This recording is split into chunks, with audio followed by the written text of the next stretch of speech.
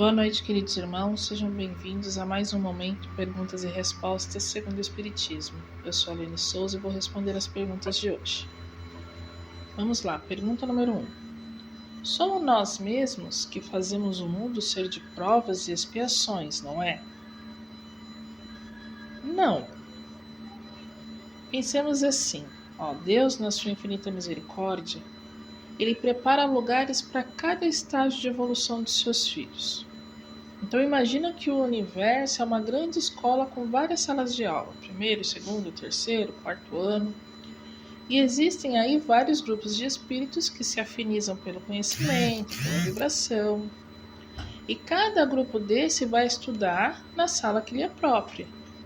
Então quando o espírito avança, ele é aprovado, passa de ano, ele vai para uma nova sala, uma nova série, que é de acordo com seus conhecimentos, de acordo com aquilo que ele já carrega, em si. No nosso caso, é a bondade, o amor. Então, essas salas vão existir enquanto houver classes diferentes de espíritos, grupos diferentes. Espíritos mais atrasados, espíritos mais adiantados. Então, nós temos que nos esforçar para passar de ano, para ser aprovado, e ir habitar outras salas. No nosso caso, mundos melhores, que quanto mais elevados, melhores eles são. Pergunta número 2. O que é erraticidade?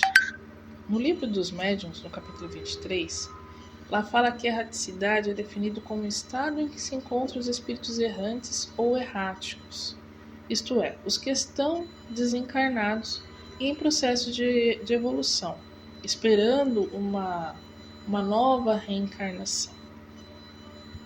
Existem espíritos errantes em todas as classes da escala espírita, É claro, menos nos espíritos puros, porque esses não precisam mais reencarnar, já atingiram o grau máximo da evolução.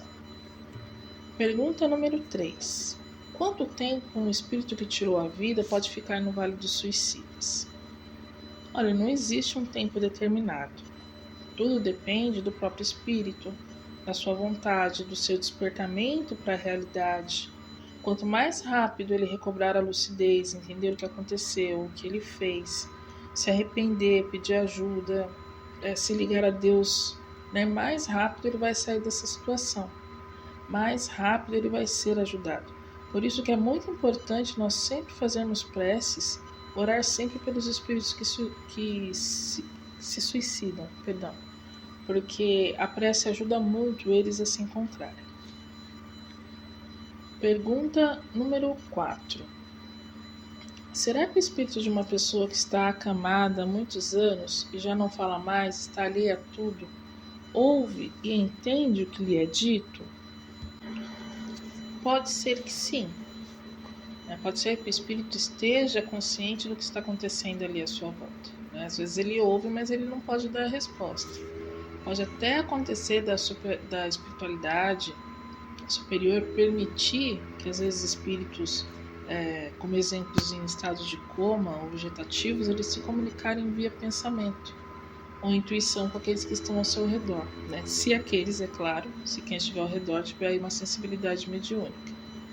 Mas é de muita importância que seja dada assistência de boa vontade, com dedicação, com amor, porque ele pode estar ali sentindo, ele está ali praticamente sentindo toda a vibração e todo o afeto daqueles que estão ao seu redor. Pergunta número 5. Tristeza, depressão é uma dívida de vidas passadas? Acredito que não. A tristeza, a depressão, a variação de humor, ela pode ocorrer por algumas funções, por pressões ambientais, períodos de angústia por ter perdido alguém que era importante, por problemas de saúde, às vezes por faltas de vitamina no organismo, por uma influência espiritual, a pessoa pode estar sendo obsidiada, por espíritos perturbadores.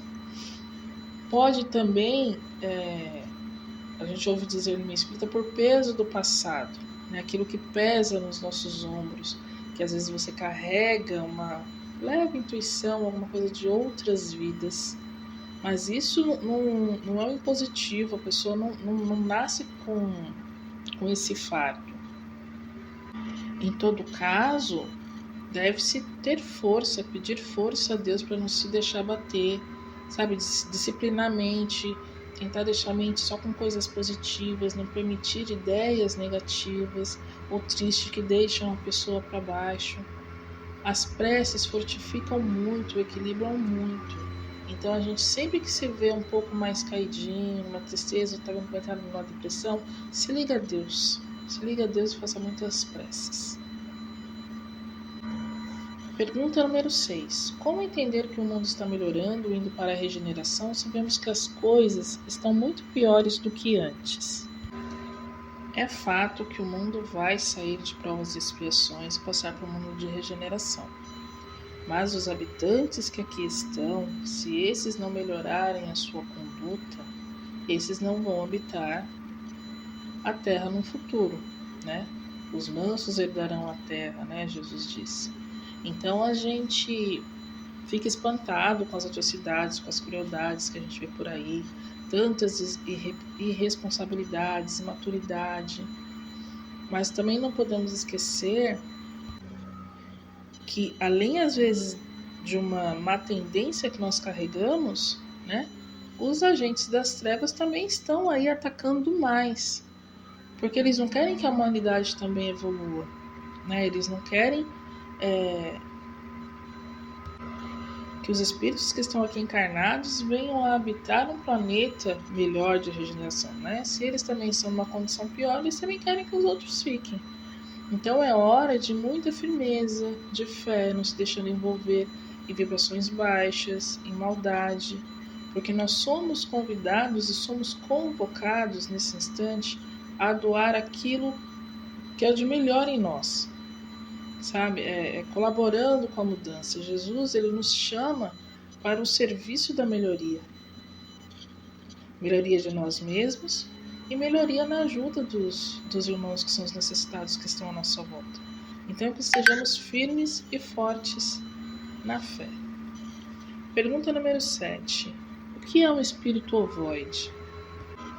Ovoides são aqueles espíritos infelizes, inferiores, que são obstinados no mal, numa vingança, né? Eles têm uma fixação num só pensamento, às vezes numa vingança, e com isso eles acabaram modificando seus invólucros espirituais, o seu perispírito, e eles ficam na forma de um ovo.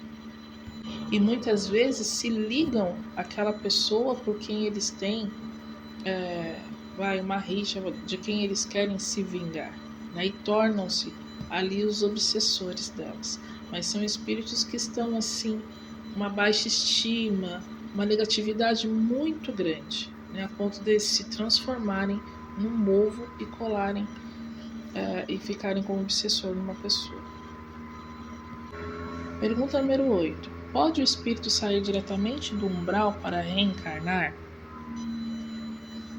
Geralmente chamamos isso de reencarnação compulsória, né? A reencarnação que ocorre no caso dos espíritos também muito arraigados no mal, né? Com inferioridades morais e que estão lá nas zonas umbralinas, nas zonas infernais. E aí eles são trazidos à carne para uma experiência de cunho expiatório, mas também redentora para eles, né? Mas tudo isso é planejado pelos espíritos de luz, pelos espíritos superiores, né, que estão em posições mais altas.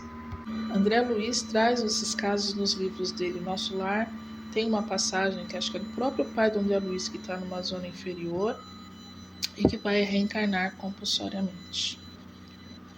Pergunta número 9. Os fenômenos mediúnicos existem ainda ou não mais? Existem, né? Se você se refere aos fenômenos físicos, existem. Mas hoje já não ouvimos falar tanto como lá nos primórdios do Espiritismo, né? Onde foi muito necessário que acontecesse para que o mundo tivesse conhecimento do plano espiritual, da ação dos espíritos. Vez ou outra vemos dentro do próprio centro espírita pessoas dizendo que está acontecendo fenômenos na casa delas, que elas ouvem pancadas, móveis que arrastam, mas tudo isso acontece porque deve ter por perto aí um médium de efeitos físicos para isso poder acontecer. Pergunta número 10. Todo espírito missionário não pode casar, ter filhos? O celibato ele é uma imposição de algumas religiões sob a alegação de que um sacerdote não deve ter outro dever senão as coisas de Deus, né? Mas isso é um conceito humano. A maioria dos missionários fazem, às vezes, por si só essa opção, mas não é vetado para ele pelas leis divinas o casamento e a família. Porque às vezes muitos deles entendem isso, que se eles tiverem uma família, filhos, eles não vão ter tempo para, às vezes, cumprir ali aquela missão que eles têm ideia. Mas o fato de também ser casado e ter filhos não impede que aquele espírito seja missionário. Até casais que reencarnam juntos para cumprir uma missão juntos, né? Então, ser missionário não impede que se constitua família. Aí vai da escolha do espírito no seu planejamento reencarnatório. Meus irmãos, eu agradeço a todos, agradeço pelas perguntas enviadas. Que Jesus abençoe a todos hoje e sempre. E semana que vem traremos mais um estudo, Momento de Perguntas e Respostas, segundo o Espiritismo. Boa noite a todos.